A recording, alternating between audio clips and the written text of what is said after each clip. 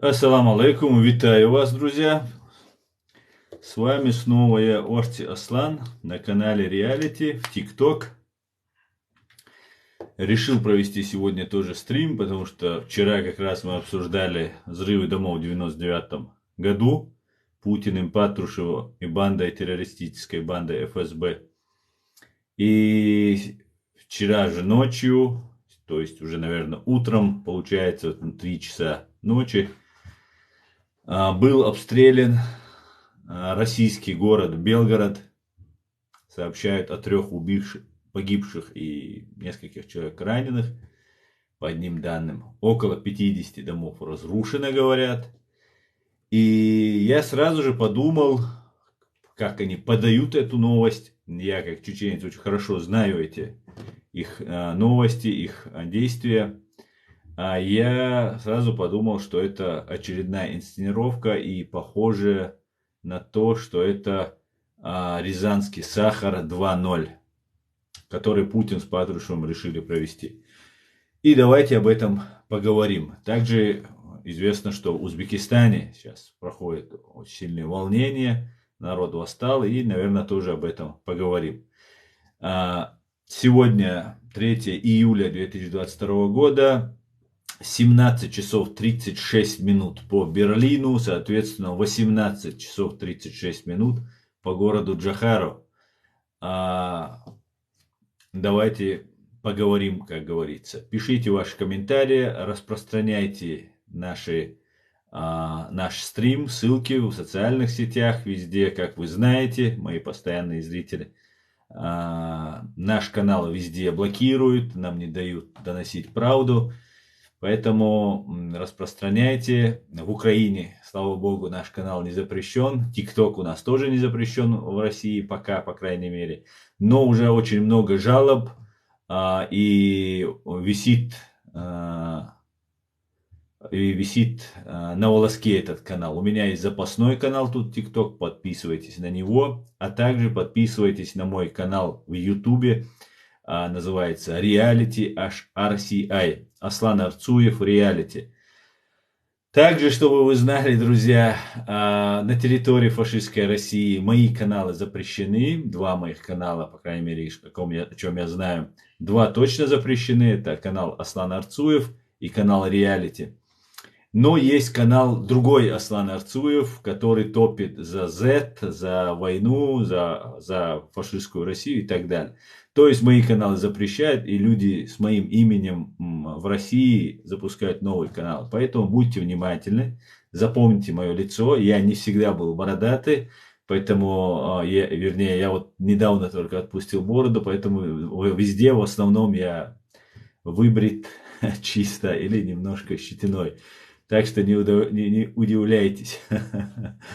Вот, вступление готово. Давайте я вас поприветствую, посмотрю, что вы пишете. Асламбек, все будет Ичкерия, Маш Вовель, Салам Маша, Ригаду. Так, Макс 88, Молдова, как Чечня относится? Отлично относится, если Молдова не отказывает нам в праве на нашу государственность и не поддерживает террористов и убийц, которые убивали наш народ, мы относимся ко всем отлично просто. Этому свидетельство вот эти флаги, которые висят за моей спиной. Мы относимся ко всем хорошо. И к Молдове в частности. Ассаламу алейкум, у тебя мания преследования. Почему многих считаешь агентом? Ва алейкум ассалам, команда. Я понимаю, что запускается новый тренд, что у меня какая-то мания преследования. Это не значит, если у вас мания, как говорится, что вас не преследуют. У меня нет никакой мании. Я не считаю многих агентами. Я считаю, что очень много у нас совершается ошибок некоторыми товарищами. А агентов я публично, неоднократно, поименно называл. Их не так много, как вы знаете. Поэтому не буду сейчас заново перечислять. Но кого я назвал, у меня были веские основания, как юрист, как человек уже в зрелом возрасте, чеченец, знаю, что за каждое слово нужно отвечать. Поэтому безосновательно я никого не называл, и никакой мании у меня нет, к большому счастью. И ну я так считаю, конечно, может у меня какие-то психические отклонения, а ты как врач определил, что у меня есть эта мания. Но это запускается специально, это делается для того, чтобы все, что я говорю, а я разоблачаю, я говорю правду, несмотря ни на что, несмотря на все препоны, которые мне ставятся, меня как-то пытаются дискредитировать, представить человеком Кадырова, человеком ФСБ, кем меня только не представляли. И сейчас уже они были вынуждены, да, даже самые-самые лица, за которых я топил, называли меня ФСБшником засланным. Мои друзья, мой друг их вынудил отказаться от этих слов, потому что это абсолютная наглая ложь. Со мной мои друзья, мои товарищи, мои близкие, мои братья, те, кто с Доккой Умаровым и с нашими бойцами до конца прошел путь, на котором на одном из них нету места вот ладонь приложить. Я как-то сказал палец, я преувеличил немного. Ладонь приложить, чтобы на его теле не было шрамов. Поэтому теперь уже я признанный не ФСБшник, потому что им тоже нужно за это ответить, и они не смогли ответить, и признали, что я не ФСБшник. А если бы я был ФСБшник, у меня бы не было бы таких хороших друзей, не только чеченцев, и американцев, и евреев, и немцев, и всех остальных. Поэтому, и если бы у меня была мания, наверное, они тоже мне об этом сказали бы.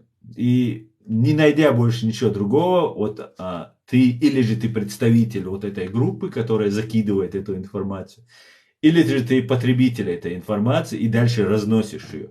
Абсолютно неправда, абсолютно здоров, занимаюсь спортом каждый день, отлично себя чувствую. Единственное, немножко шалят нервы. Очень взрывоопасны. Но тоже с этим борюсь. Так, пойдемте дальше к вашим комментариям. Потом я вам расскажу, что происходит на фронтах. Слава Ичкерии, говорит Максимус. Героям слава, Максимус. Слава Молдове. Слава Украине, Ичкерии. Всем салам с Туркменистана. Героям слава, Туркменистан. Салам тебе, брат. А сам-то кто? В смысле, а сам-то кто? Ассаламу алейкум, может, тоущу. Слава Украине. Кстати, ва алейкум ассалам. Слава Украине, героям слава. Аслан, ты не из Абдулаков, поэтому ты не выгоден. Да, Байсенгур, совершенно верно. Я пытаюсь, как и ты, пытаюсь объяснить людям, что мы абсолютно адекватные, цивилизованные, чеченцы люди и хотим жить в мире, что мы никакие не людоеды, как нас представляет фашистская Россия, и всячески нас пытается склонить к какой-то своей пропаганде, представить нас какими-то радикальными мусульманами. Да, мы мусульмане, но мусульмане живут во всем мире, их самое большее число вообще верующих людей это мусульман на земле, и с этими людьми весь мир взаимодействует, в том числе даже с Талибаном, иногда, когда им нужно, взаимодействует. Поэтому чеченцы должны понять, что у нас огромные, супер просто перспективы открываются, мы должны развиваться, мы должны строить свое государство и думать о будущем своем, о будущем своих детей. После тяжелого геноцида, который мы пережили, мы должны потребовать привлечь к ответственности военные и политические силы фашистской России. И если мы будем какими-нибудь там радикалами, мы-то не являемся радикалами, да, но нас так представляют. Не просто какая-то группа, например, работает против меня или против нашего народа. Работает государство. Причем работает государство самое грязное, самое подлое, которое в этом просто спец. В очернении, дискредитации там, и так далее. Все, что умеет Россия, она не воевать не умеет, не созидать не умеет, ничего не умеет. Она умеет врать и дискредитировать. Вот в этом и им можно поставить пятерку. Так вот, мы считаем, что мы нормальные люди, а нас так называют. Поэтому мы должны бороться с этим. Мы должны говорить, что нет, мы нормальные люди. Мы никакие не радикалы и не исламисты. Ведь построив на вот борьбе с исламистами, с радикализмом, Путин пришел к власти, убивал сотни тысяч чеченцев, потом в других местах убивал и так далее. Поэтому мы должны всячески говорить об этом. И я, как демократ, дудаевец, можно сказать, да, смело можно утверждать, потому что я поддерживаю все, что делал Дудаев, считаю его очень искренним и великим человеком, который создал наше государство. Не сотворя кумира, имеется в виду, да, просто признавать заслуги человека, который отдал свою жизнь для построения свободного государства для чеченцев. Так мы должны говорить об этом, доносить это. Но нас, демократов, да, как бы можно подумать, Россия боролась там с терроризмом, с исламизмом и так далее, и она сама демократическое такое развитое цивилизованное государство. Вот в этом развитом, в кавычках, цивилизованном, в кавычках, государстве мой канал запрещает и меня запрещает. Хотя эти радикалы, которых как бы Россия с ними борется, являются моими оппонентами, и они на меня делают нападки, совершают нападки. Но они в России их показывают, у них берут интервью, их раскручивают, им никак не препятствует развитию их канала, а нам, демократам, мешают. Поэтому мы делаем выводы, что это все симулятор, имитация, вот этот исламизм, который Россия придумала и запустила, да, и привлекла к этому Америку и весь остальной мир, и убила сотни, тысячи, миллионы, наверное, уже людей. Поэтому разные Абдуллаки, разные другие люди, которые совершают противоправные действия на религиозной почве, мы должны разъяснять людям, и мы будем это делать. И у нас это получается. Получается потому, что мы говорим правду, потому что то, что говорим мы, нужно каждому чеченцу. И это его будущее. И если мы объясним это чеченцам, а у нас это получается, несмотря на все препоны и препятствия, потому что фальшь, она чувствуется, можно какое-то время человека обманывать, но потом люди понимают, что их обманывают. Например, сегодня мне на канал написал один уважаемый человек, уже я считаю это достойным поступком, он мог бы промолчать просто-напросто. Он написал, что да, извини, что я был неправ, я просто не знал. И, конечно же, никакой вины у него в этом нет, потому что идет очень мощная пропаганда. Из святого могут сделать падшим, представить его падшим, а из какой-нибудь грязной субстанции сделать конфетку. И вот таким образом получается дискредитация и меня, и моих товарищей, и моих единомышленников. Но, слава Богу, мы знаем их тактику, мы знаем их методы, помогаем в этом разобраться украинцам и будем продолжать в том же духе. Все будет Ичкерия. Так,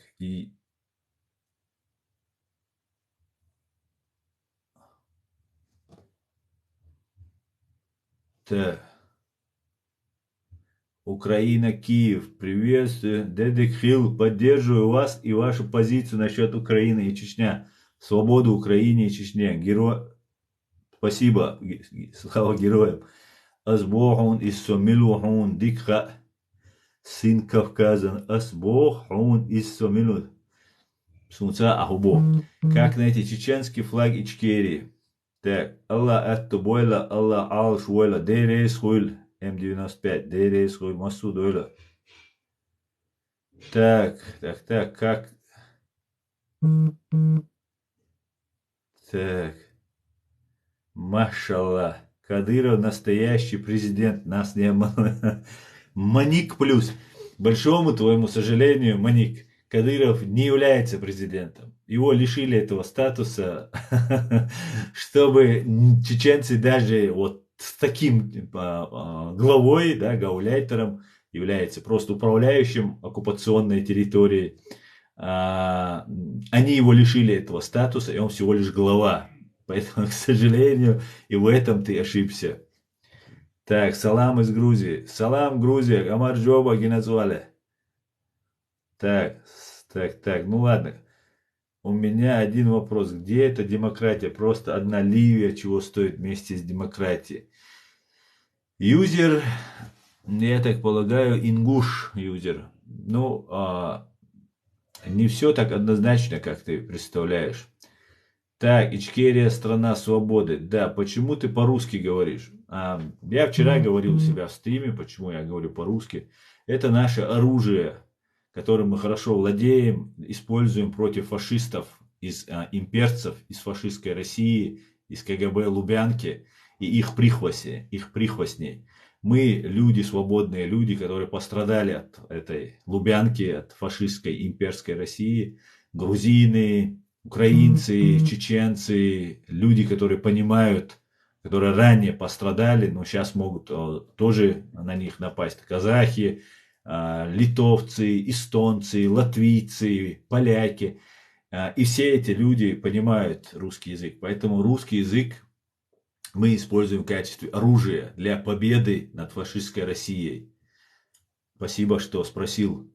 Салам из Сумгаити. Салам, брат. Салам, Сумгаити. Дай мне модуль, я блокну тут кое-кого. Не надо, не надо. Зачем все эти флаги? Это уважение к тем государствам и народам, которые поддерживают нас. Вот все флаги, которые вы видите, флаг НАТО, к сожалению, это только в перспективе мы должны вступить в НАТО. Флаг НАТО, флаг Ичкерии, флаг Украины, флаг Германии, флаг Великобритании и флаг Израиля. Поэтому эти люди, представители вот этих стран, являются моими друзьями, много что делают. Да, нам пока недостаточно, чтобы полностью восстановилась сатисфакция, военные преступники были наказаны. Ну вот, в силу наших возможностей мы развиваемся и поддерживаем друг друга. И в знак уважения к этим людям и к этим государствам висят эти флаги. Скоро придет литовский флаг, который будет висеть рядом с этими флагами. Так, блокни Моника, пожалуйста. Не надо, пока никого не блокайте, оставьте. Эти флаги морально-психологический удар для русских, говорит Байсенгор. Абсолютно верно. Аслан Дедек Дуэла, Дал Мадлен Мика, Даль Юзель, Дуэль Дедек. Когда закончится война? Не знаю, Марат, когда она закончится. Скорее всего, война затянется. Россию нужно посадить на 5-ю точку, и ее посадят, без сомнения. Правильно делает, говорит, что говорит на русском языке. Говорит. Так, а тут ассалам алейкум. Я тут. Шудеда. Ва алейкум ассалам, Шудеда. Машволь. Так. Я не умею, как ты лицемерить. Ты пропускаешь мои смс. Я сын Чеченской республики Ичкерия, говорит. Сын Кавказа ночи. Ты оскорбляешь меня, спрятавшись за ником. Я не видел твои комментарии, только там некоторые, которые я прочитал. Я иду вниз, когда накапливаются комментарии, я просто перематываю, чтобы не отставать от темы, когда вы уже что-то обсуждаете, то, что я говорил, или какая-нибудь новость или тема. Поэтому не называй меня лицемером, или ты пойдешь по адресу русского корабля. Где бы Россия ни была, хорошему ничего не принесет. Это точно, это точно. Еврейский флаг тоже есть. Конечно, есть, абсолютно точно. И у меня есть очень хорошие друзья евреи. Они не только мои друзья, они друзья Ичкерии. Они дома, знакомства со мной даже дружили, поддерживали Ичкерию. Так. Украинцы сказали. Так, салам алейкум из Германии. Ва алейкум ассалам. Аслан делает большую информационную работу. Мадлен Мика. Дуже дякую, Мадлен. Ассалам алейкум. Ва алейкум ассалам. Со Моусер وحون زنداكي روحون بلغي عشوون. تأخ حموسر ولا سويق لتمير سين بواتاق لتمير دي روحه سويق قشو يزده هدل هباندل بوا سويق زنداكر سونوا حملو عسين كوكازا حملو سونوا يعكمين تاري سين تسجيч تسيشч асун лицемер Элдиз. Витаю вас, Астан. Иногда стрим, когда стрим Сергея Ивановича. Витаю, я пока не знаю. Я пока не знаю. Так, здравствуйте. Хауаш вахц Астан. Хаху бахалбоинс. Милю. Здравствуйте, как дела на фронтах? Как дела на фронтах? Сейчас я вам расскажу. Меня зовут Аслан Арцуев. Аслан Арцуев.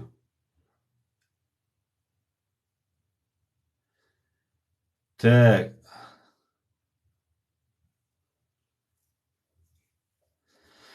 Давайте я расскажу. Мадесу, ну, доказать, сын Кавказа. А ты, волчник, дуй, дерез хойлон.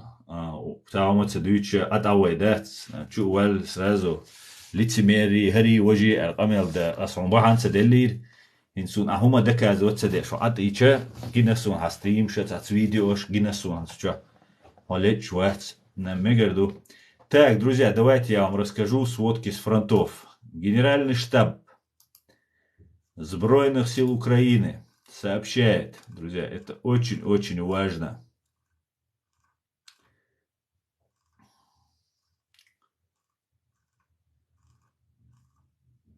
Так.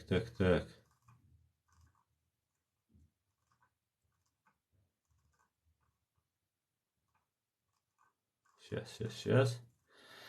Боевые потери. Общие боевые потери противника с 24 февраля по 3 июля ориентировочно составили около 35 970 лиц плюс 100 за сутки ликвидировано.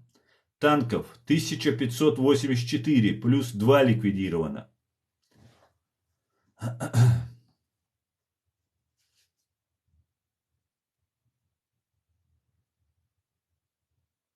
Так, соборди, аверза, сын Кавказа. Асиц артачак маяк дня помел доишим. Асюк, хубо, гуча.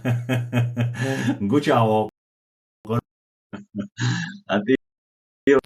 Так, не мешай мне. Так, я сообщаю сводки. Танки 1584 плюс 2. Боевые бронированные машины 3744 плюс 7 за сутки. Артиллерийских систем 801 плюс 1 за сутки. РСЗВ 246 0 за сутки. Антиаэркрафт 105 0 за сутки. Самолеты 217 0. Вертолеты 17 плюс 1. БПЛА оперативно-тактического уровня 654 плюс 1 за сутки. Крылатые ракеты 144 0 за сутки. Корабли 15 0 за сутки. Автомобильная техника и автоцистерны 2618 плюс 4 за сутки. Спецтехника 64 плюс 3 за сутки. Самые большие потери противник понес на Краматорском и Бахмутском направлении. Данные обновляются. Бей оккупанта, вместе мы победим. Наша сила в правде. Удар по оккупанту, победим вместе. Вот как-то так. Давайте... Я хочу еще рассказать по тому, что по Белгороду ударили. И это очень мне напоминает о том, что взрывы домов 99-го года. Россия к чему-то готовится. Россия к чему-то готовится и что-то собирается сделать. Вот такие вот дела. Надо быть готовым. Надо говорить об этом, чтобы как можно больше привлечь внимание. Потому что Россия убивает своих же русских, потом обвиняет их, в частности это было с чеченцами, и нападает. Вот так происходит нападение фашистской России, убивая своих. Поэтому мы должны в этом плане быть очень начеку и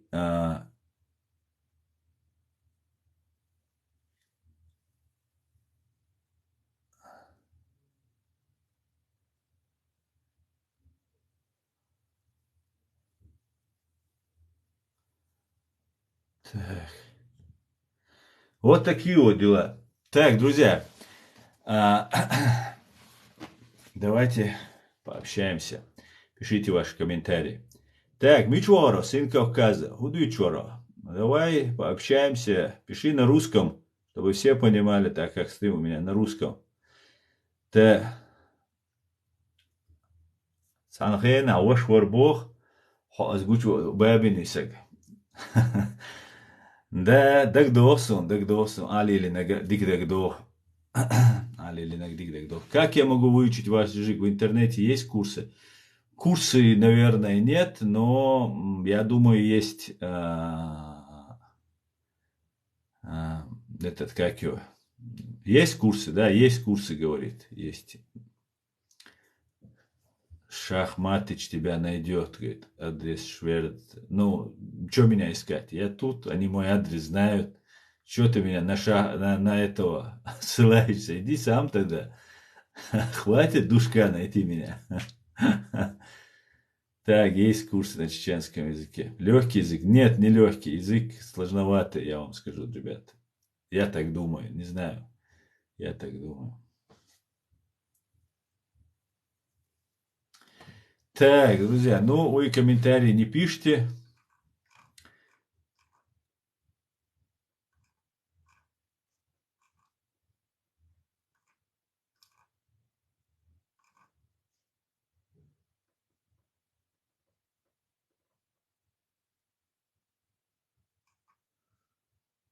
Ва алейкум ассалам. Так.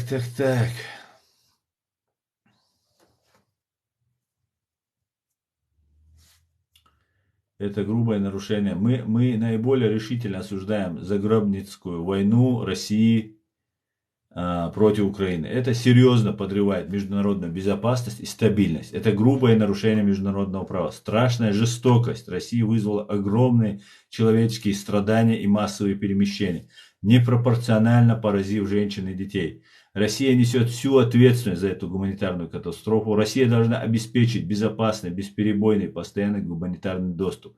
Члены Альянса работают с соответствующими заинтересованными сторонами в международном сообществе над привлечением к ответственности виновных в совершенных военных преступлениях, включая сексуальное насилие, связанное Россией, также намеренно обострила продовольственный и энергетический кризис, затронув миллиарды людей во всем мире, в том числе в своих военных действиях. Союзники тесно работают над поддержкой международных усилий, направленных на экспорт украинского зерна и смягчением мирового продовольственного кризиса. Мы продолжим противодействовать лжи России, отвергать ее безответственную риторику. Россия должна немедленно остановить эту войну и покинуть Украину. Белоруссия должна прекратить свое соучастие в этой войне. Это Мадридская декларация саммита НАТО 2022 года. Смотрите, мы искренне приветствуем участие президента Зеленского в этом саммите. Мы полностью солидарны с правительством и народом Украины в героической защите своей страны. Мы вновь подтверждаем нашу непоколебимую поддержку независимости, суверенитета и территориальной целостности Украины в ее международно признанных границах, распространяющихся на ее территориальные воды. Мы полностью поддерживаем неотъемлемое право Украины на самооборону и выбор собственных мер безопасности. Мы приветствуем усилия всех членов Альянса, участвующих в оказании поддержки Украины. Мы окажем им адекватную помощь, признавая их конкретную ситуацию. Армия вооруженных сил благодарна за поддержку и помощь НАТО, сообщает Генеральный штаб. Мы самым решительным образом осуждаем агрессию войны России против. Это серьезно подрывает международную стабильность. А это я уже повторяется тут. Это на украинском и на английском было. Поэтому повторяется. Идеальное состояние российского танка в степях Донбасса. Только что подбили танк 5 часов назад. Сбройные силы Украины. Генштаб выложил это видео. Горит прекрасно просто. Горит фашистский танк. Прекрасно просто. Я не знаю, как железо так может сильно гореть. Так, продолжаем Мадридскую декларацию. Зачитываем 5-й пункт. Продолжаем сталкиваться с различными угрозами со всех стратегических направлений. Российская Федерация является наиболее значительной и прямой угрозой безопасности Альянса, а также миру и стабильности в Евроатлантическом регионе. Терроризм во всех его формах и проявлениях продолжает представлять прямую угрозу безопасности нашего населения, а также международной стабильности и процветания. Мы категорически отвергаем и осуждаем терроризм. Участники Альянса решительно и солидарно продолжают противодействовать российским угрозам, реагировать на враждебные действия и бороться с терроризмом в соответствии с международным правом. Мы сталкиваемся с космическими, гибридными и другими асимметричными угрозами, а также с вредоносным использованием новых разрушительных технологий. Мы сталкиваемся с системной конкуренцией со стороны тех, кто в том числе Китайской Народной Республики, кто бросает вызов нашим интересам, безопасности и ценностям и стремится подорвать основанную на правилах нестабильность за пределами наших границ. Также способствует нелегальной миграции и торговле людей. Армия вооруженных сил благодарна за поддержку и помощь НАТО. Просто все супер, ребята. Если исходить из того, что это война. Война это смерть. Война это гибель людей. Но в этой ситуации Украина блестяще проходит этот сложный этап своей истории.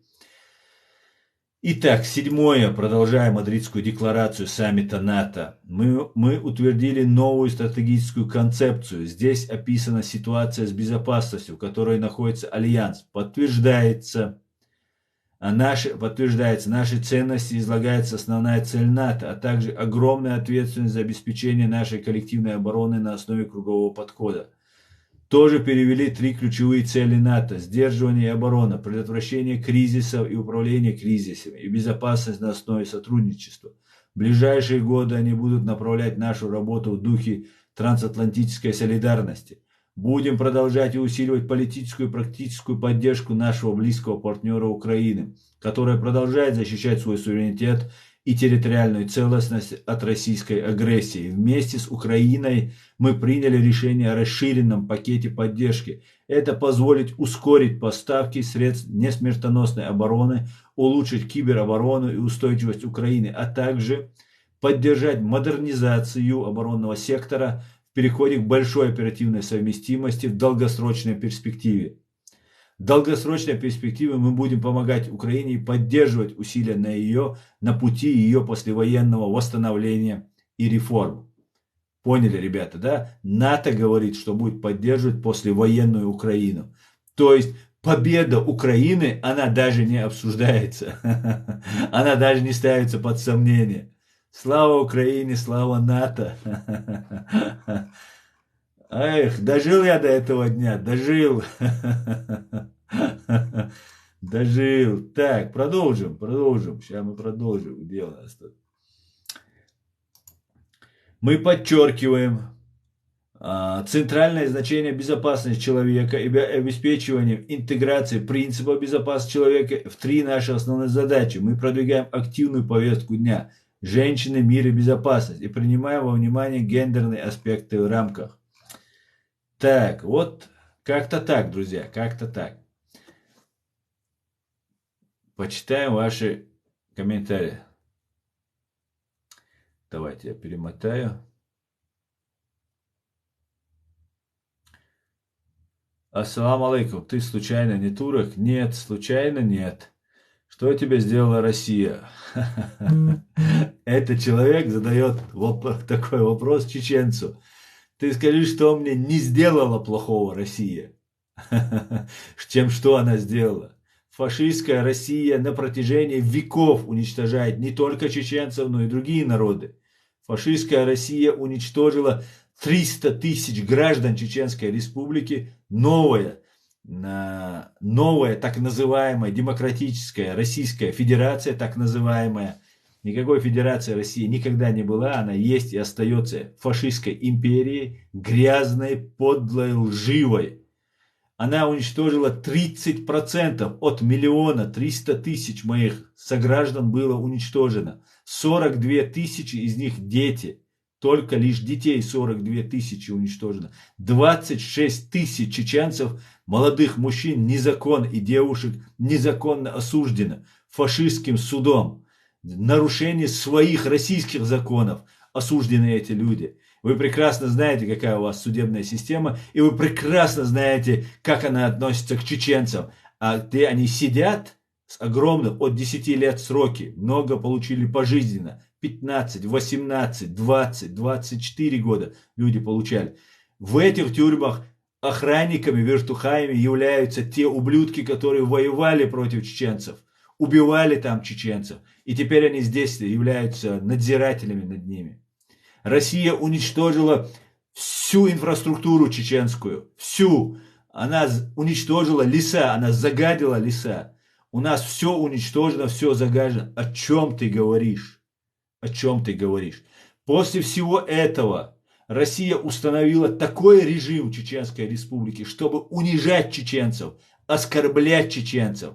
Они, русские фашисты, которые оккупировали нашу землю, снимают штаны с мужчины и снимают это на камеру и заставляют его извиняться перед Путиным и перед Кадыровым. Это делает ФСБ. Они сажают человека на бутылку. Магомед Даудов, да, по кличке Бутылкин, он показывает, тоже является ФСБшником или ГРУшником, скорее всего ФСБшником. И эти люди таким образом пытаются унизить чеченцев. 300 тысяч чеченцев выехало за пределы фашистской России и спасаются в Европе и в других странах мира. О чем ты говоришь, что мне сделала Россия? Спроси, что мне не сделала Россия? Сейчас тоталитарный, жесткий режим. Чеченец не может сказать слово только лишь за то, что чеченец отказался воевать, ехать в Украину. Был убит. Бессултанов Магомед. Парень был убит. Молодой, который жил в Европе, приехал домой и решил там учить детей и как-то жить у себя на родине. Вот что сделала фашистская Россия. И она делает это со всеми, кто оказывает им сопротивление. Мы не хотим жить с Россией, мы никогда не будем жить с Россией. Нету никакого основания, ни юридического, ни человеческого, никакого либо просто человеческого желания с вами сосуществовать. Нам нужен огромный забор, ров огромный, куда пустят воду, запустят самых больших крокодилов, аллигаторов, и на каждые 100 метров пулеметные дзоты, чтобы никто от вас к нам не подходил, чтобы вы нам дали жить просто. Да? Не нужно нам ничего. У нас есть граница с Грузией, но если даже этой границы нет, мы построим аэропорт самый большой, как в Дубае, и будем спокойно воздушным путем перемещаться. Было бы хорошо, если бы у нас был бы нормальный сосед, какая-нибудь там уважаемая страна, если там Япония какая-нибудь была, или Германия, или мы входили в Евросоюз, я был бы счастлив. Но, к сожалению, нам попались москали, и мы вынуждены просто жить с вами по соседству. Никуда вы не денетесь, к сожалению. Но мы должны от вас отсоединиться. Так, давайте сейчас мне тут Михаил Амерберг ответно говорит. А когда вы теракты устраивали? Буденновск, Беслан, когда с арабами снюхались? Михаил, вы нагло лжете, мы ни с кем не снюхались. Может быть, пару десятков арабов присутствовало на нашей территории, когда вы нас уничтожали всех и вся. Это были обычные добровольцы, как чеченцы сейчас воюют в Украине, как обычные добровольцы, как чеченцы воевали в других местах, как украинцы приезжали, 12 человек воевали против фашистской империи. Это раз. Вы говорите про Буденновск. Знаете, что предшествовало Буденновску? Вы знаете, в каком году произошел Буденновск? Так вот, Чеченская Республика стирала с лица земли фашистами из России. И за 2 недели до Буденновска русские целенаправленно сбросили бомбу на дом Шамиля Басаева, на родственников. Все прекрасно знали, что Шамиль Басаев на фронте, его нет. И погибло за раз 13 или 14 женщин и детей. Через 12 дней Шамиль Басаев со своими товарищами оказался в Буденновске. Знаете почему в Буденновске? Потому что нам нужно было остановить войну.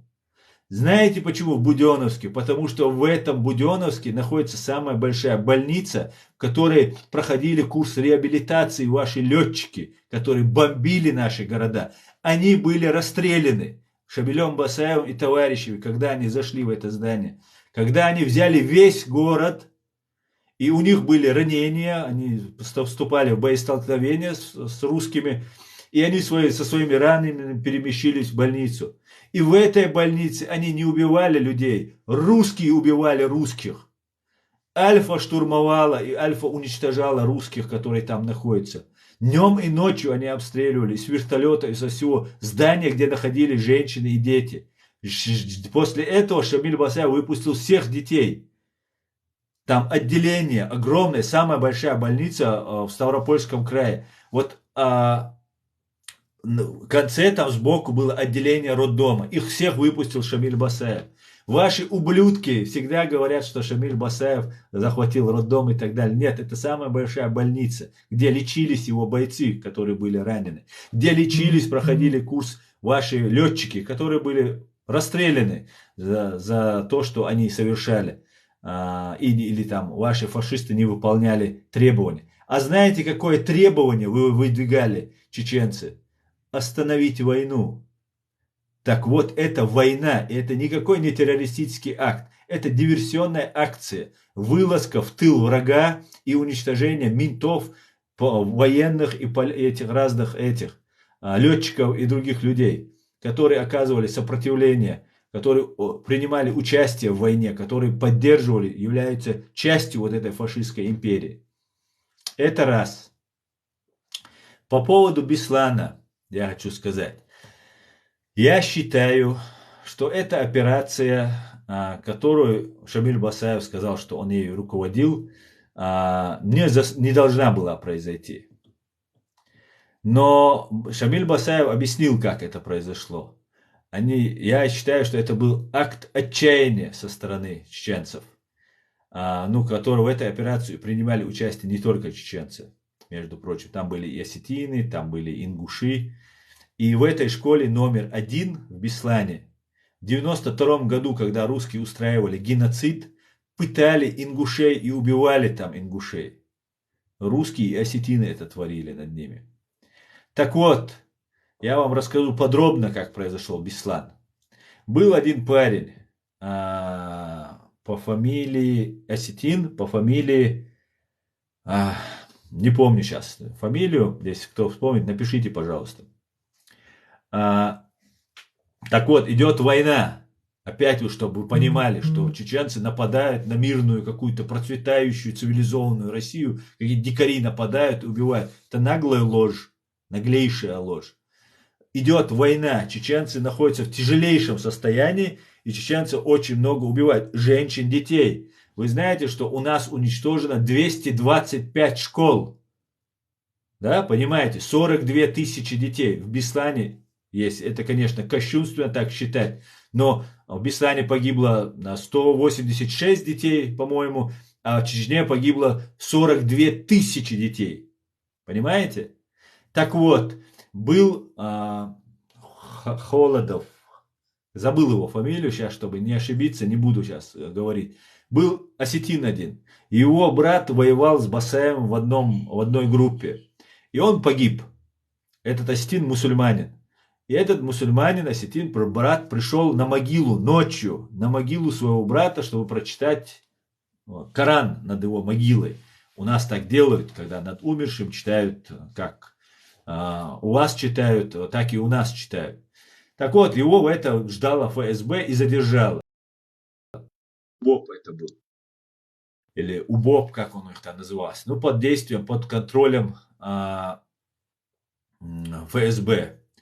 Так вот, они ему сказали, или мы тебя убьем, или внедряйся к Шамилю Басаеву, и давай, надо нам замочить Шамиля Басаева.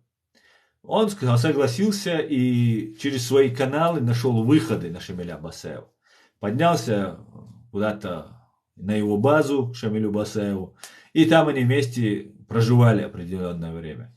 И тогда этот парень сказал Шамилю Басаеву, что он завербован ФСБ, и его прислали для того, чтобы помочь выявить Басаева и его убить. Шамиль Басаев сказал, хорошо, спасибо, что ты признался мне в этом. И сказал, скажи им, что мы верим не словам, а делам. Не словам, а делам. И он так и передал ФСБшникам. И ФСБшники совершили несколько террористических актов, в том числе на рынке Владикавказа, в том числе взорвали курсантов осетинских, для того, чтобы как будто это делает вот этот Холодов, по-моему, его была фамилия, сейчас я не помню точно. И таким образом как бы пришли в доверие. Как бы он сам не взрывал. ФСБ все это делало и говорило, что это люди, его вот этого человека люди взрывают там и так далее. Против мирных граждан. Это очень много русских так делали. В итоге Ходов, спасибо большое, Каиф ФБ, спасибо. Да, его звали Ходов. Валерий Ходов его, по-моему, звали. К Валерию Ходову Басаев сказал, все, ну, мы считаем, мы доверяем тебе. Да, я доверяю. И план был такой. 3 сентября, по-моему, должно было состояться какое-то собрание в городе Беслане. Туда должны были явиться все высокие чины Осетии. Так вот, когда они должны были туда прийти, ФСБ все это знало, они должны были, Ходов их туда заводят, никаких там чиновников нет, чиновники как бы заезжают и через черный ход выходят и спасаются. Басаев со своими товарищами, Валерий Ходов, да, спасибо большое, что подсказываете. Басаев со своими товарищами врывается в это здание, захватывает их, там никого нет, ФСБ там русские окружают и всех их убивают. План был вот такой. Но Шамиль Басаев сам не пошел туда. И план был такой, не идти туда, куда им сказали, а надо идти в школу. Они зашли в школу, ФСБ это все знало, что они собираются, что они приходят. Но они думали, что они зайдут в это здание, административное здание. Они перепутали просто карты и пошли не в то здание, не в тот объект, который им предлагали зайти, и не в этот день. А выбрали 1 сентября, и когда было очень много людей, с детьми, с родителями, со всеми вошли в эту школу. И они не убили ни одного ребенка. Они не ударили ни одного ребенка. 3 дня, да, они их держали в зале, да, они там мало воды давали, мало еды давали, но люди были живы и находились. Это русские передавали воду, еду, они всю им отдавали. Было тяжело, это все бесспорно. И я считаю, что этого не следовало делать. На минутку. Я просто рассказываю, как было на самом деле. Без русской лжи, которой очень много. И вот Шамиль Басаев, люди Шамиля Басаева, которые там находились, они 3 дня там пробыли. И в этот момент президент Чеченской Республики Аслан Масхадов, и требование то же самое. Не убивайте нас, не убивайте наших детей. Не убивайте, выведите войска, перестаньте нас убивать. Да, к большому сожалению, это произошло в школе. 225 чеченских школ уничтожено. 42 тысячи детей уничтожено. Заметьте. Это не просто так делается. Все говорят об этом Беслане. Это, конечно, огромная трагедия. Но убийцами матери Беслана назвали Путина. Европейский суд по правам человека признал виновных Российскую Федерацию в убийстве этих детей. Это документально зафиксированное судом решение. Шамиль Басаев не убивал. И вот они начали штурм. Штурм начался с того, что просто в зал, в спортивный зал, где находились заложники, просто из танков и огнеметов начали стрелять. Вот что делать. Загорелась крыша, эта крыша упала, и много людей там под этой крышей было похоронено. Вот все, что было. Альфа штурмовала, там туда-сюда, говорят, да, Альфа штурмовала, они друг друга поубивали, на этом война закончилась. Несколько часов шел бой, и люди были убиты и с этой, и с той стороны. Некоторым удалось выйти оттуда и уйти. И есть свидетели этого. Об этом говорил Шамиль Басаев. Вот как было на самом деле. Когда Аслан Масхадов через 3 дня, он сразу сказал, я туда приду, дайте мне гарантии, что вы меня не расстреляете, не схватите. Русские не дали ему гарантии. Он сказал, дайте мне дойти туда, гарантированно. Выпускать можете меня, не выпускать. Если надо, я с ними там погибну. Русские не дали этой гарантии. Тогда Аслан Масхадов, президент Чеченской республики Ичкерия, сказал, несмотря даже что бы вы со мной ни делали, я с боем буду прорываться туда и буду выезжать. И в этот момент, это произошло на 3-й день, русские фашисты обстреляли эту школу и уничтожили всех. Тогда поднялась вот эта Russia Today, кто ее возглавляет. Тогда они на этой теме поднялись. Вот это, как ее, ублюдочная вот эта пропагандонша. Короче говоря, вот так. Чисто случайно перепутали место и время. Нет, не случайно, а специально перепутали. Вот как это произошло. Симонян, да, спасибо большое. Нет, тогда Симонян была, она поднялась. Тогда и Песков поднялся. Они поддержали. Там страшное преступление было. Все это видели, кто это стрелял. Осетины просто проглотили, плюнули на осетин, и они это проглотили. Но осетинские матери Беслана есть такая организация, они не стали молчать. Они не обвиняли чеченцев.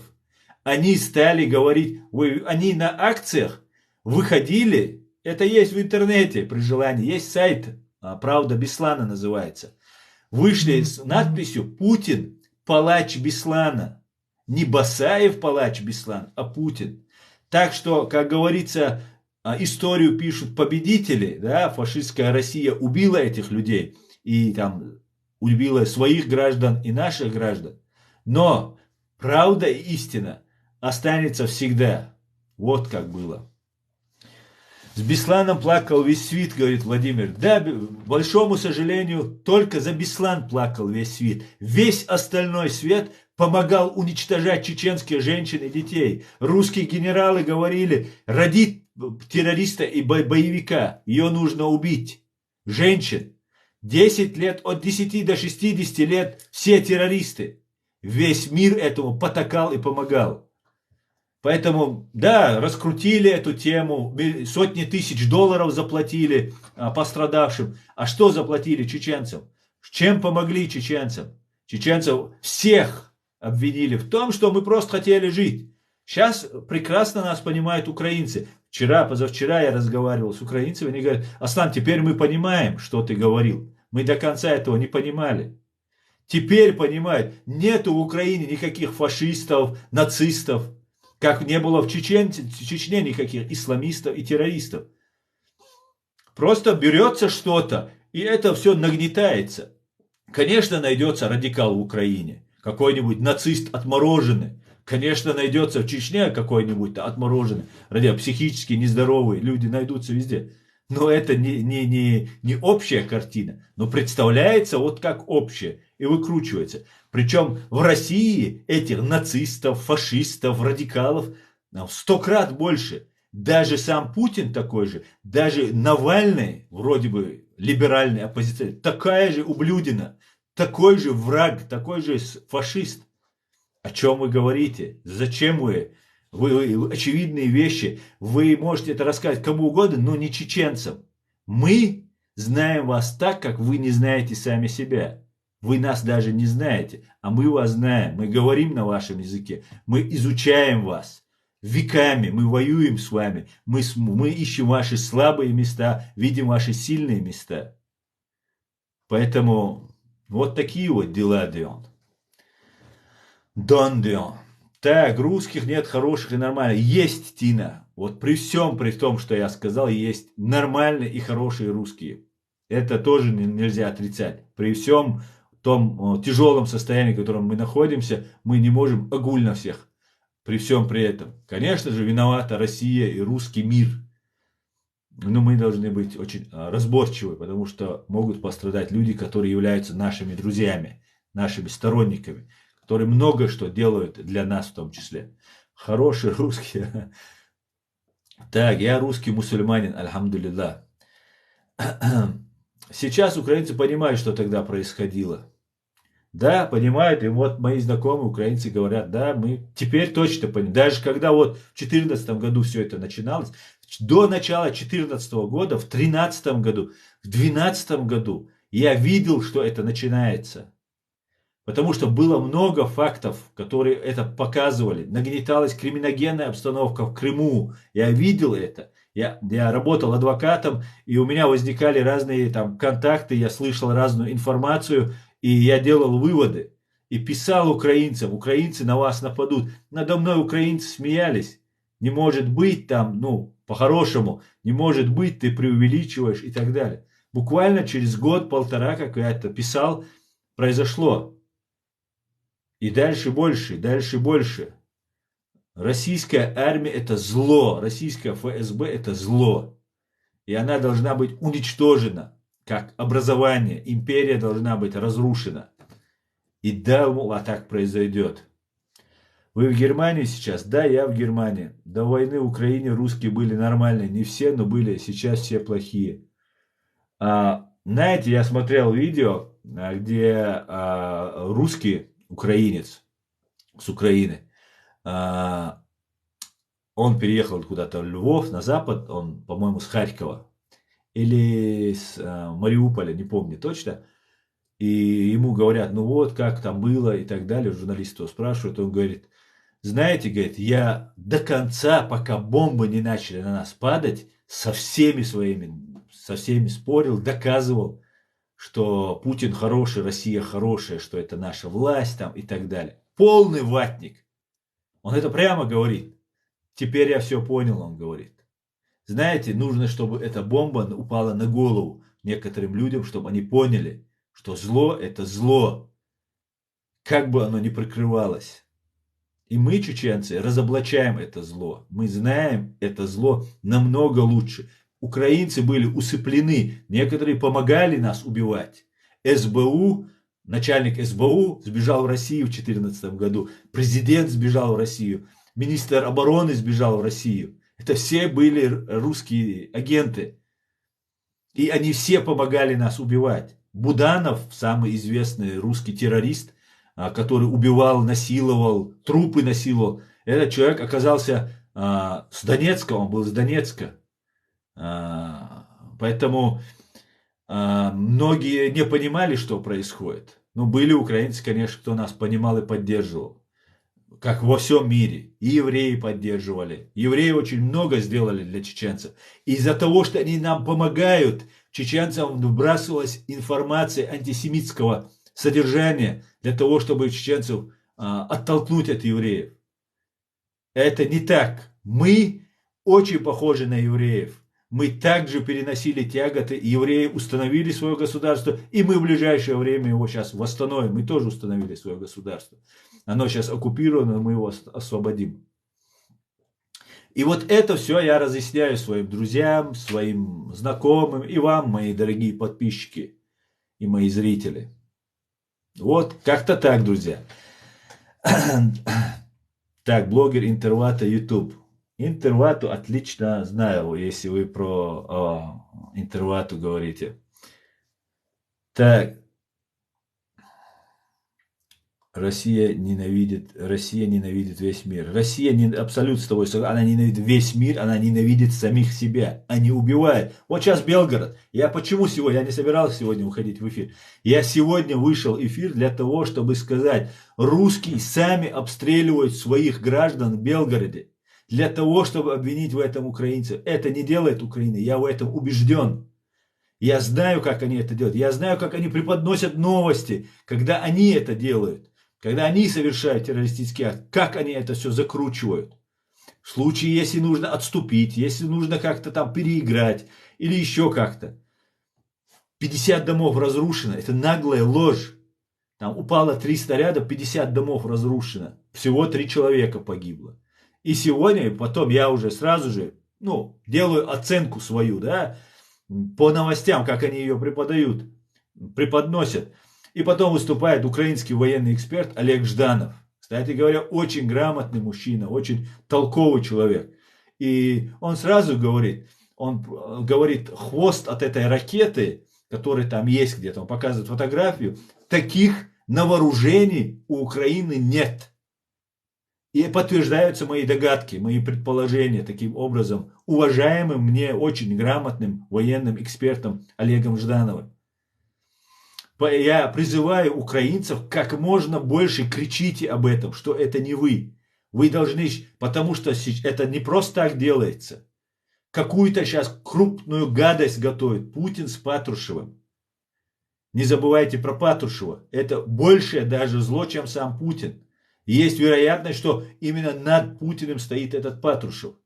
Ну или очень такой близкий, тесный, а он как бы старший друг, старший брат и так далее. Кричите об этом, говорите об этом. Потому что они могут применить сейчас биологическое оружие, ядерное оружие, все что угодно. Главное, чтобы сейчас сказать, что вот это Украина бомбит наши мирные города. Им уже 4 месяца бомбить можно как бы, а если сделает Украина, то нужно применить. Вот о чем надо кричать. Пожалуйста, привлекайте внимание, чтобы дать понять. Это рязанский сахар 2.0. Вы помните, я вчера рассказывал у себя. Вы можете посмотреть на моем YouTube-канале вчерашний наш стрим, который я выложил там. Про взрывы домов в 99 году, когда Путин с Патрушевым взорвали дома ФСБ для того, чтобы прийти к власти. То же самое сейчас они начинают. Они все эти 22 года убивали русских. Убивали всех остальных, ну и русских тоже. Когда им нужно было. Теперь же они снова начинают вот устраивать вот эту свою инсинуацию, ложь для того, чтобы обвинить в этом Украину и сказать, что это украинцы делают. Вот сейчас время об этом очень сильно говорить, заявлять. Это не мы надо говорить. Я верю, я знаю, что это не Украина. Это делают русские фашисты из ФСБ и ГРУ, которые убивают русских для того, чтобы сейчас сказать, что это сделала Украина. Украине сейчас нет необходимости этого делать. Абсолютно никакой необходимости. Так же, как не было никакой необходимости чеченцам взрывать дома в 99 году. Слава Богу, в Рязани были задержаны ФСБшники, и тогда все это всплыло наверх. Ну, русские это проглотили. Вот те русские, которые мне сейчас угрожают, там что-то пишут, они проглотили. Вы никто, вас звать никак. Вас убивают русские, ваша же власть, а вы мне угрожаете за то, что я говорю об этом. Кто вы после этого? Вот и на протяжении всего этого убил. Вы рабы. У вас нет никакого слова. Представьте только. Представьте, что Порошенко, кто там был этот, Янукович, взрывал бы, убивал бы украинцев. Представьте, что бы с ними сделали. За то, что они побили тогда молодежь, Януковича выгнали из страны Украины. Только за то, что побили, избили. Понимаете? Я не могу представить, чтобы Джохар Дудаев, Аслан Масхадов, наши президенты, убили кого-то, взорвали кого-то. Не просто своего врага, оппонента, а просто мирных людей для того, чтобы достичь какой-то своей цели. Просто спящих людей, едущих в автобусе, едущих в метро и так далее. Я не знаю, что бы мы сделали с этим Дудаевым, с этим Масхадовым, если бы такое произошло. Мы за слово могли там такую бучу поднять. Там, за какие-нибудь там недовольства. То же самое, любую страну возьмите. Ни один человек это не потерпит. Ни один народ это не потерпит. Кроме русских.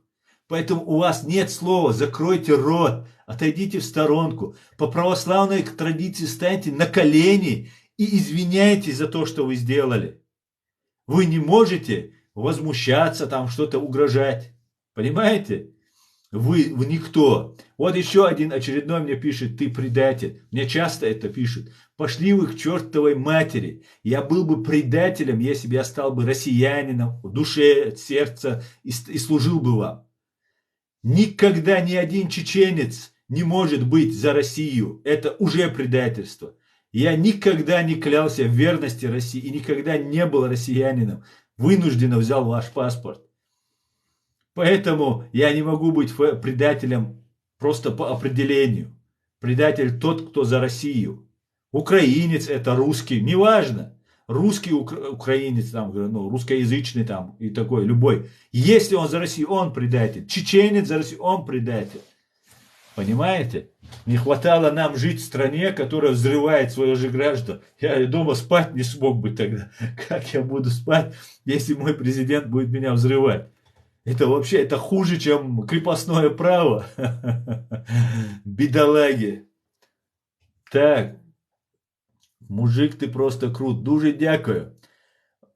Подписывайтесь на мой канал Reality на YouTube. Подписывайтесь вот на этот мой канал. Здесь запасные каналы. Меня постоянно атакуют. Меня заказывают. Неоднократно меня заказывали. Немецкие спецслужбы, полиция меня охраняет. Мне поступает постоянно информация и так далее. Меня блокируют везде в России, чтобы мои слова не доносились. Поэтому, уважаемые друзья, подписывайтесь и распространяйте наши стримы. Этот стрим я скачаю и тоже выложу на YouTube. Слава Украине! Господи, благослови Америку! Все будет Ичкерия. Я понял, вы чеченец и все. Да, я чеченец. А сам что ты сделал для Чечни? Ну, за себя говорить не особо, конечно, красиво, да, что я сделал, что не сделал. Но я на сегодняшний день, вот ты меня видишь, я говорю правду. И нету никого, ни одного русского, кто может мне возразить. Он может меня оскорбить здесь комментарием, он может там какую-то гадость мне сказать, но возразить мне фактами ни один из вас не сможет. Я разоблачаю русскую ложь, я даю украинцам понять, кто они, с кем они имеют дело. Русские, я имею в виду политические русские, не национально, а именно политические, имперские русские. К другим русским, которые у меня есть друзья, очень хорошо отношусь. Вы за Украину? Не то слово. Я за Украину до того, как даже Украина была за себя.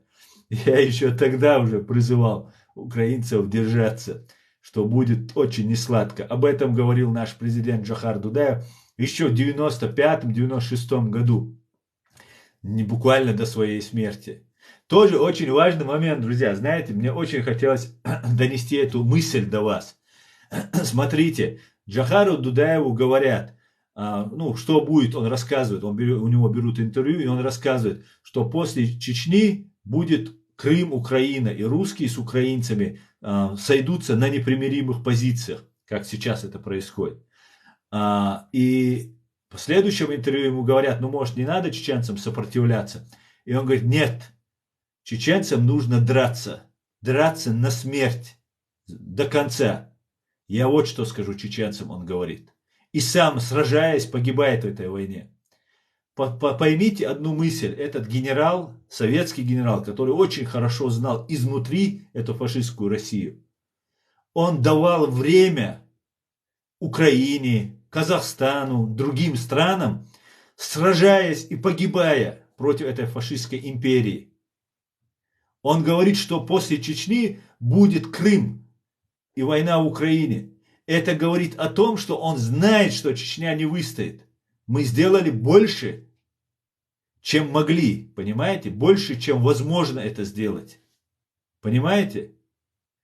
И мы дали 20 лет, 25 лет Украине, другим народам, 20 лет. В 14-м напали, в 94-м напали на нас.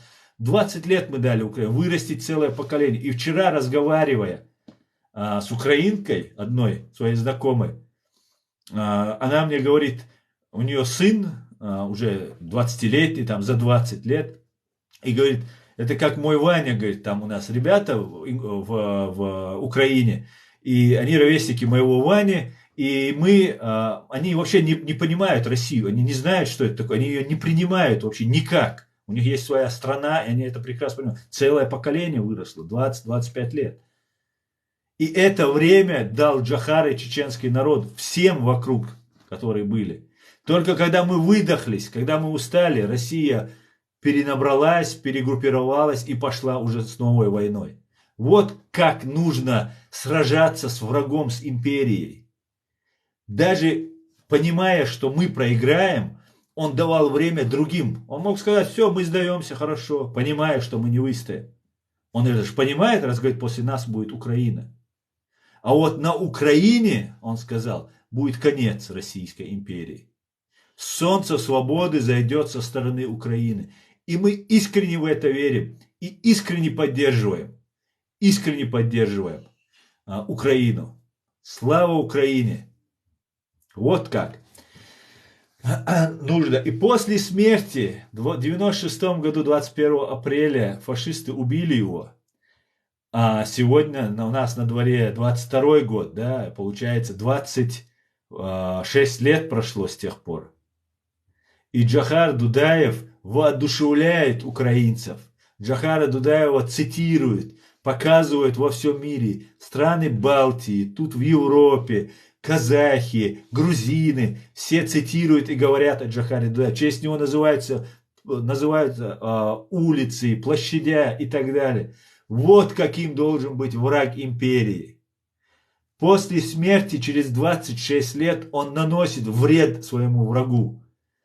И вот все это время он сражался. Вот каким должны быть и вы, украинцы, и все мы, чеченцы, если мы хотим победить. Даже после смерти мы должны думать, даже после нашей гибели, насколько мы нанесем вред этой империи. И мы вобьем осиновый кол в сердце этой империи.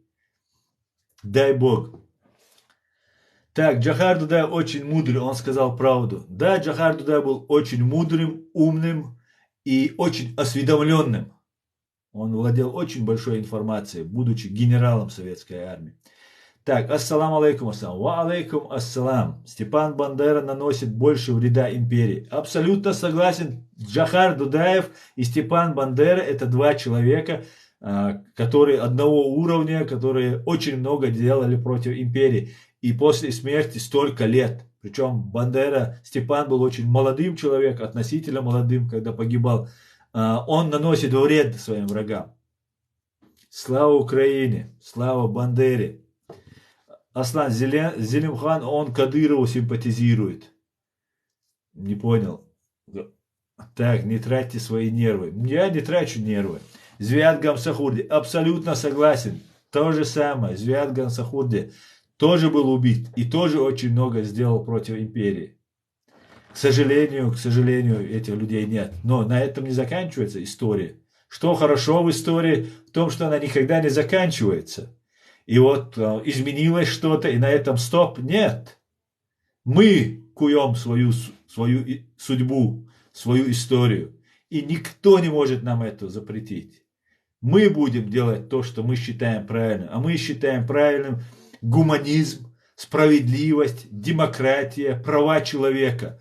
Вот что мы считаем правильным. И человечество большими потерями, с большой кровью пришло к этому. И мы хотим так тоже развиваться гуманно, цивилизованно, пользоваться всеми благами, обеспечивать социально без коррупции, обеспечивать своих стариков, своих детей, обездоленных, больных, инвалидов, людей с ограниченными возможностями физическими, помогать. Вот что созидание, развитие, а не группа каких-то КГБшников, которая возомнила себя новым дворянством и уничтожает все подряд для того, чтобы еще 1 миллиард своровать. Да пошли вы к черту. Мы свободные люди.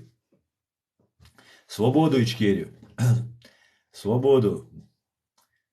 А Путлер в свои года только проклятие заработал. Путлер, черт. Ты жив, значит, не все уничтожили. Да, абсолютно. Поверьте, я не один. Нас очень много.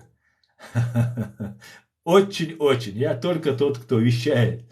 А на самом деле за моей спиной огромное количество чеченцев и других народов, которые знают, куда идти. Мы перегруппировываемся, мы пережили страшную войну, мы пережили геноцид. Это как получить в боксе нокаут или нокдаун. Мы вот очухиваемся, приходим в себя, собираемся силами. Наша молодежь учится в лучших университетах мира. И мы, конечно же, восстановим всю справедливость. Аслан жесткий правдоруб. Юзер. Слава Джохар Дудаев. 200 тысяч. Спасибо за подарки, кстати. Вы мне тут подарками засыпаете. Спасибо. Распространяйте наш стрим. Ставьте лайки, пишите ваши комментарии, друзья. Слава ЗСУ, слава Залужному, Залужный красавчик. А зачем американский флаг? Уважение к этой великой стране. Поэтому американский флаг. Молодец, правильно говоришь. Дай Бог здоровья и свою страну, чтобы мирно добился независимости жить. Да, именно так. Салам тебе, Израиль. Салам тебе, Израиль. И тебе, Израиль, салам. Так. Тогда уж сразу слава... Нет. Нет. Это вы будете говорить слава Адольфу. Козерог, красавчик, народ Украины. Да, Украина, геноцид 33 год. Да, Александр, именно так. Вы откуда? Я в данный момент проживаю в городе Гамбурге, Германия. Слава Чечне, слава Украине. Героям слава, Вадим. Путин доктор зло. Путин доктор дерьмо. Извините меня, пожалуйста, за это выражение. Грязная, ничтожная тварь. Вот как-то так. Израильский худеющий флаг. Хахавиан асена осдалос, пока халте силес, хаэравала охмадина лайохкривой. Нам очень тяжело сейчас. Да, я знаю. А Кадыров-то? Кадыров предатель чеченского народа, как его отец. Вы поддерживаете Украину? Я отвечал на этот вопрос, конечно же. Бесславная Россия, пуйло и чемодан дед, да. Хоч варсом, жваклуш соухон хэттендель. Фартануло Жириновскому умереть до планов. Да, было хуматься до аргунские, хунов и он хошек. А с дючим ладуа байркейцавиш. Слава Украине, слава Вильной Ичкерии. Героям слава. Героям слава. Кадыров памперс Путина. Жаль, что справжні чеченці не можуть жити на своей батьковщине. Мы будем жить на этой батьковщине. Дай Бог. Дудаев герой своей нации Чечни. Одна фамилиц Маувающий Рустамс. Маш Овальда, однофамилец. Слава Ичкерии. Героям слава. Слава. Не буду читать я уже. А то я уже по привычке читаю. Кадырова будут судить. Я думаю, Кадыров, к большому моему сожалению, не доживет до суда. Я бы хотел, чтобы его судили. Привет из Грузии. Привет, Тамара. Гамаджоба. Генацвали. Ну, к женщине по-другому. Олаева, бусал вежи рейс хирмоба джюкти датуар. Бусал вежи мичабу, она эребой. Сон мича гушма бати бусал вежи. Зелема Хангашвили, Вичхенец, Берлине, о митинг шеш, та бусал вежи мабацертик хабош. Цун юинчун судьяшхена, аскайпца койк, стадаяцеви сактик, та бусал вашмацеви эртик, мичадушу бусал вежи. Мади валалц аж душу. Яшаш шариат дешналац, дин дэллашун Афганистане давай цига айш, хабаш садюч, дец. Харум туца дает ряш, харум даца дает ряш, сандил шеш даца. Если Америка великая, то посмотри на Сирию, Ливию, Ирак. Чеченцы хорошие люди, а кадыровцы зрадники. Кадыровцы это пушилинцы. Давайте так, ребят, нам пропаганда что-то преподносит, и мы начинаем об этом говорить. Кадыровцы это просто обычные предатели своего народа. Возьмите, кто там, Аксенов, да, Гоблин, по кличке Гоблин, в Крыму. Кто такой Аксенов? Это гражданин Украины. Но теперь он гауляйтер и управляющий Крымом. Например, Пушилин. То же самое, представитель от ФСБ. Если вы не знаете, я расскажу, что ДНР контролируется ФСБ, а ЛНР, так называемые, ЛНР контролируется ГРУ военными, а это ФСБ. И Кадыров контролируется ФСБ, как Пушилин. Вот нам говорят там какие-то кадыровцы там и так далее. Не обращайте внимания. Их менее 1000 или около этой цифры отправлено в Чеченскую республику, в Украину. Из 200 тысяч. Это 0,5%. Представьте, 0,5%. Но нам показывают кадыровцы. Для чего это делается? Для того, чтобы предатели Украины в Украине, которые еще до сих пор находятся на высоких постах в Украине, могли договориться, какими-то оппонентами или несогласными с войной в Украине, но она же не получилась, она же провалилась, за 3 дня Крым взять не получилось. И вот эти люди сейчас, какие-нибудь Ходорковские, Каспаровы, Навальные, с этой стороны какие-нибудь Гордоны или Арестовичи, будут договариваться с этими. Скажут, ах, да это же были чечены. Ах, это кадыровцы на нас напали. Так это же русские не убивали. Это же в Бучиш пытались нам рассказать. Даже Кавказ Реалии есть американский, на американские деньги финансируемый канал Кавказ Реалии. Он нам рассказал, что в Буче были чеченцы, которые творили это зло.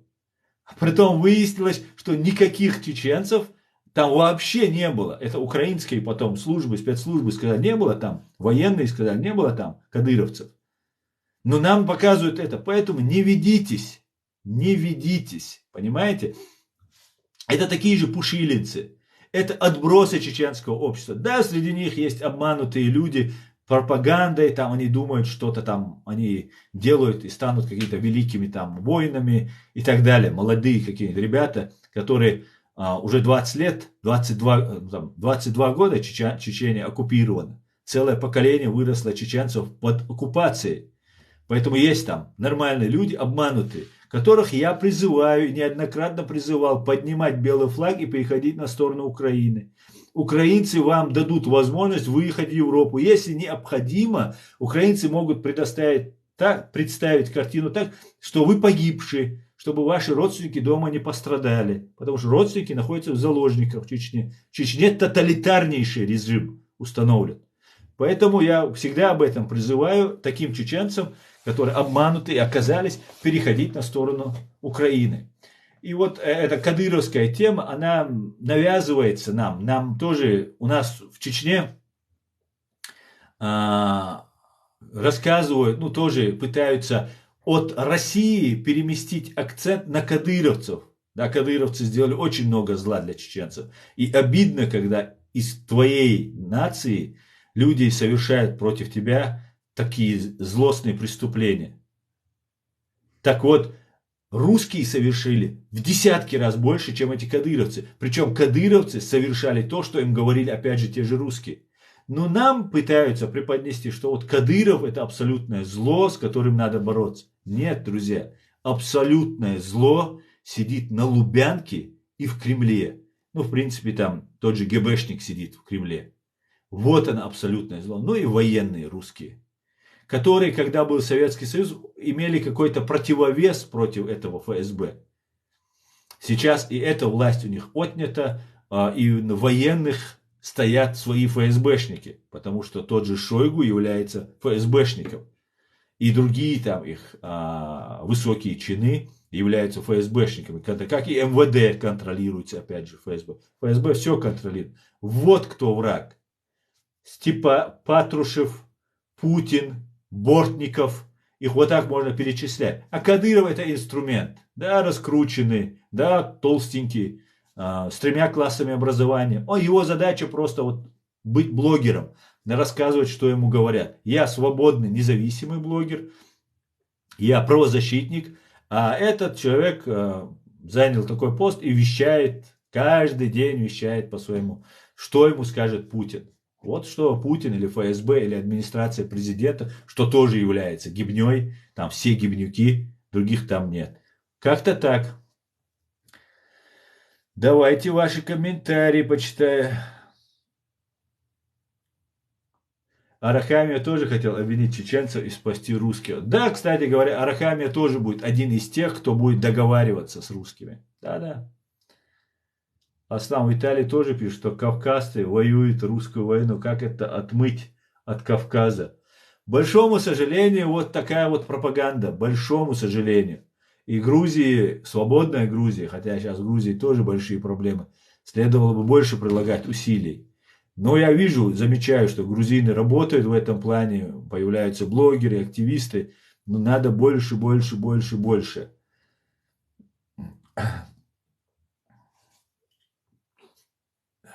Вы были у Бучи? Нет, я в Бучи не был, но так видел кадры по телевизору, по интернету. Можно до вас в прямой эфир пообщаться. Александр, я как раз сейчас заканчиваю. Давайте в следующий раз. Почему Дудаев, знаю, что за ним охота, все-таки допустил свою ликвидацию? Это не ко мне вопрос. конечно, он знал, он применял меры предосторожности. Ну, как-то случилось так. Говорят, что Джохар Дудаев поговорил с Боровым. Боровой это подтверждает. Они с ним поговорили, повесил трубку и сел в машину. У них определенное время было, потому что как только Джохар уходил на связь, сразу вставали с Моздока, с Осетии. Кстати, про Беслан, да, возвращаясь, с Моздока, с Осетии нас бесщадно бомбили. Русские осетины принимали участие в геноциде чеченцев, непосредственно на земле воевали против нас. Так вот, эти самолеты, 2 самолета сразу поднимались и летели. И несколько минут у Джохара было, он как сам бывший летчик прекрасно знал это. Он уходил на связь, поговорил, и после этого сел в машину и поехали они. И тут Джохару нужно было сделать еще один звонок. Я могу, конечно, ошибаться, но вот такая вот информация была и есть, да, как он погиб. Он сказал, мне нужно сделать еще один звонок. Остановился, они были на машине Нива, жена с ним была, охранники были. Он им сказал, отойдите в сторону. И начал говорить, самолеты, которые потеряли сигнал, развернулись и возвращались на базу, еще были в воздухе. И он снова вышел на связь. И летчики получили информацию, что он на связи. И у них хватило времени развернуться и нанести удар. И он, видимо, вот в этом был какой-то просчет. С кем он говорил в последний момент, я не знаю, кому он пытался или позвонить, или разговаривал. Но была вот такая информация, что вот так он погиб. Так. Ассаламу алейкум. Давно твой эфир не видел. Заходи на канал Реалити в Ютубе. Там все есть. Этот стрим я тоже туда помещу. Ты чеченец. Да, я чеченец. Можно до вас так. Это уже было лучше жить сильной стороной. Не говорите плохо, Уилл Кокс, того, ты из Чечни. Так, я с Ирпеня. Витаю вас, Ирпень. Чечня за Украину. Да, абсолютно так. Аслан, тут хотят с тобой в прямой эфир выйти. Да, я понял. Я сейчас просто уже заканчиваю эфир. Друзья, я, может быть, сегодня проведу еще стрим. Или нет, я уже, наверное, не успею. На YouTube-канале. Ну, посмотрим. Так, о том, что пол Украины уже забрали. В том, что... Нет, пол Украины не забрали. Россия проиграла. Я только что зачитывал, что говорили вот натовцы.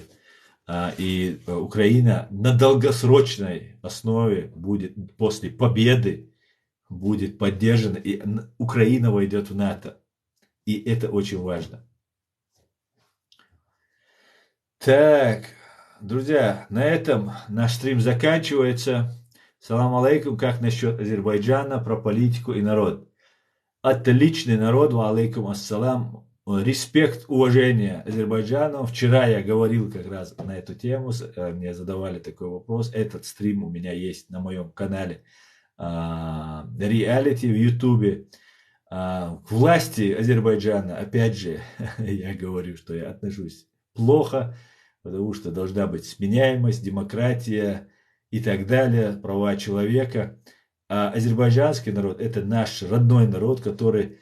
Наверное, вот я так считаю, в моей жизни было много знакомых азербайджанцев, искренние, самые искренние наши сторонники, и нас всегда вот именно люди, простые люди, такие как мы. Вот на этом мой стрим заканчивается. Свободной Ичкерии быть, когда зайдет украинское солнце. На этом наш стрим заканчивается. Всего самого хорошего. Все будет Ичкерия. Слава Украине! Господи, благослови Америку! До свидания, друзья! Değeriz masana hulüzer. Hadi köy marş oil.